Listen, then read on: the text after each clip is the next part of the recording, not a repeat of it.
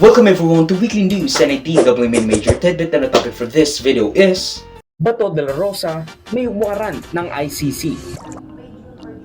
Go ahead, make my day, Mr. Trillanes! Sabihan mo, sige ka lang ngak dyan ng ICC. Sige, go ahead. Kahit sumama ka pa, mag-serve ng warrant. Sumama ka, ikaw mismo magpusa sa akin. Ayan ang sinabi ni dating PNP chief, sinasabing architect ng war on drugs ni Duterte at Senator Bato de la Rosa nung sinabi ni dating Senador Antonio Trillanes IV na the day of reckoning is near. Tapos na ang maliligayang araw ng mga Duterte at kasosyo nito. Magugulat ka tuloy. Bakit parang ang lakas ng loob niya? Pero yung mga hindi nag-cooperate, baka within the next few days o weeks, may issue na sila ng blue notice ng Interpol or yung blue diffusion na tinatawag nila, diffusion. Kasi nga, yung sila Bato, Duterte, Sara Bongo, and ano sila primary suspects sila Hindi na sila kailangan bigyan ng pagkakataon na mag-cooperate kasi sila yung mga principals na akusahan. But you have to understand first na ibang-iba ang political environment noong May 2024 sa ngayon. Of course, meron ng mga ugong-ugong na maghihiwalay na ang unity tulad ng whatever their freaking quarrel is even about, stemming from Martin Romualdez and by extension, Bongbong Marcos. The couple we failed to protect and the couple we failed to fail. So kung isipin natin, supported by everything Marcos has said up to that point na hindi niya papapasukin ng ICC sa Pilipinas, Senator Bato de la Rosa did not think na hahantong ang lahat sa pagpapalipad kay Tatay Diggs papuntang The Hague, the Netherlands. Tapos magugulat ka na lang biglang baliko kasi ang sabi, commitment daw ng Pilipinas yan sa Interpol. So technically, nakapagtulungan sila sa Interpol, hindi sa ICC.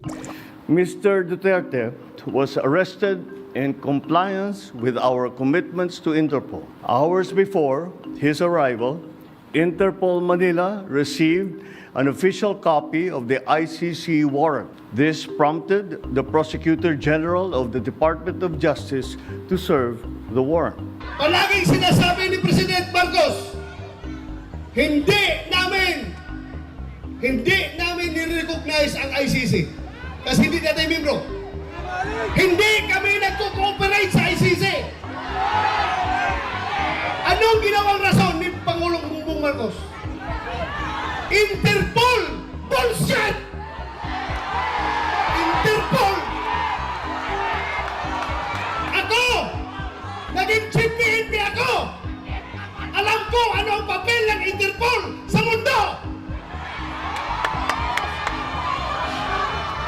Huwag niyo akong lukuhin! Commitment sa Interpol! Bullshit! Interpol! Kaya dapat mag-subscribe muna kayo. Kasi, gusto ko lang. Bakit? May angal kayo? Well, after so long of an exposition, mukhang magkakatotoo na yata ang sinabi ni Trillanes kasi we just learned from our Ombudsman Remulla na maglalabas na ng warrant ang International Criminal Court laban kay Senator Bato de la Rosa. I have it on good authority. Oo. Kasi public interest Tama. program to, that the ICC has issued a warrant against Senator Bato de la Rosa. I have it on good authority. Oo. Na may nakipag-usap sa akin kanina. Na kaya na-late ako may binarita lang sa akin. Nagtrabaho ka muna. Oo. Trabaho muna. Ayan na nga ang sweet 11 words na binigkas ni Ombudsman Boying Remulla. The ICC has issued a warrant against Senator Bato de la Rosa, and what's worse, may kopya raw siya. Mukhang masyadong excited ang ating Ombudsman Boying Remulla dahil ayon sa kanyang kapatid na si DILG Secretary Remulla, wala siyang alam doon, and even the Department of Justice na pinamunuan niya dati has said it explicitly na wala silang alam sa sinabi ng kanilang dating kalihim. Yet, we have not seen nor received any copy of this ICC warrant of arrest. We are just reacting to what we heard over the weekend and what has been circulating online. As to the senators, to the good senator reaching out to us, also we have not received any. Nor I don't think he will be making such a representation considering na wala pa. There's nothing to speak of. No ICC warrant. Now ano ang say ni President Tito Soto? Poprotektahan niya raw si Bato so long as nasa loob siya ng Senate complex kapag nasa sesyon ang Senado, to protect the independence ng Senado laban sa outside and even more so, foreign forces ng Interpol o ng ICC. During the time of Senator De Lima, Senator Trillanes, yun lang yung mga nabanggit ko. Lalo na pag nagsesesyon, yun ang pinakabawal sa lahat, di ba? Habang nagsesesyon, may darating, arrestin yung senador. Hindi ko rin papayag. He was not picking up, and the following morning, I noticed na meron siyang missed call sa akin. So I hope we can talk just to give him some advice, no? Hindi pa naman siya nakadecide kung magtatago eh. Kung mag-decide siya magtago, tuturuan ko siya kung paano magtago. The joke lang. Anyway, that's on the law enforcement authorities to look for him, ano? It's his choice. Now dahil sa sinabi ni Remulla, ilang araw nang absent si Batorni de la Rosa sa mga session ng Senado. Akala ba hindi katakot sa ICC na magpapakafka pa kay dating Senador Trillanes kasi nga walang mag-i-implement nung ganung warrant. Kaya dapat mag-subscribe muna kayo kasi gusto ko lang. Bakit? May angal kayo? Now even before a warrant is issued officially or unsealed ng ICC, kasi pwede na nga, kasi naka-skilled.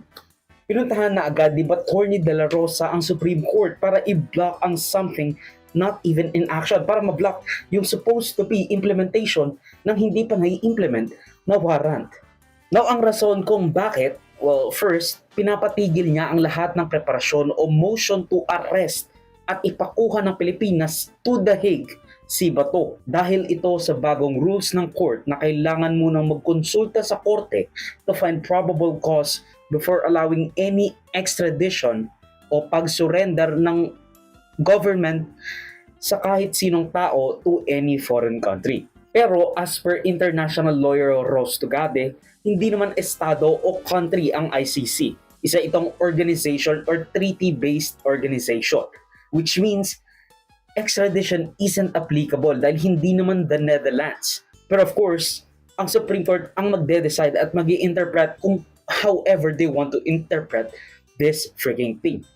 Ang magde-decide kung kasama ang mga foreign tribunals sa ganyang extradition prerequisite. No, of course, ang sigaw ng mga Duterte adjacent allies, isa lang, due process.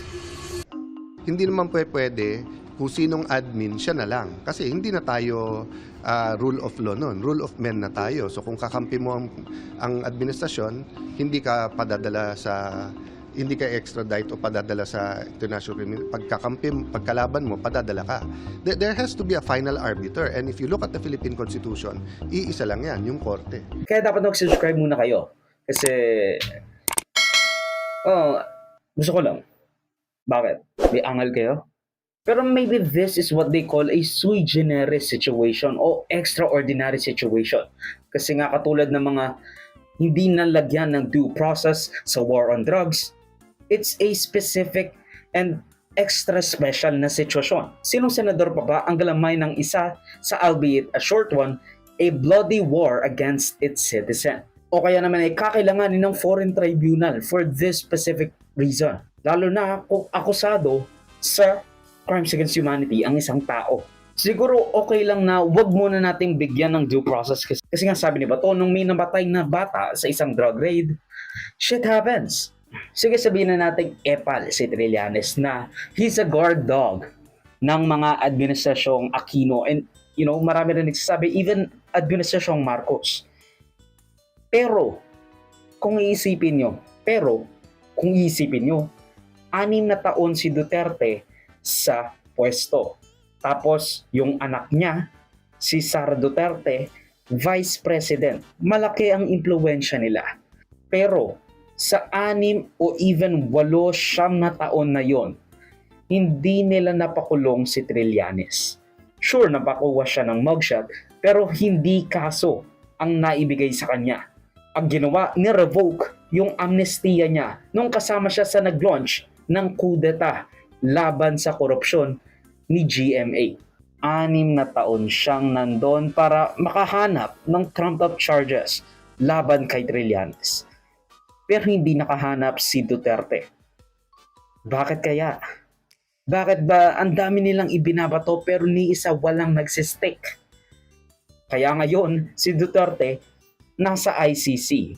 Si Bongo, kinasuhan na kay Ombudsman Remulla ng mga conflict of interest prima facie cases. At pangatlo, si Bato de la Rosa mukhang susunod na kay Tatay Diggs. Siguro yung dream niya na nakasama niya si Duterte, magkakatotoo. Ang video clip na ito ay galing sa aking series ng News and Worthy Recap. Check the entire videos for the complete weekly news recap and subscribe to the channel to be kept up to date sa mga local at global news na I'll make sure will be interesting to you. Particularly you, whatever your name is. Hindi ko alam, sorry.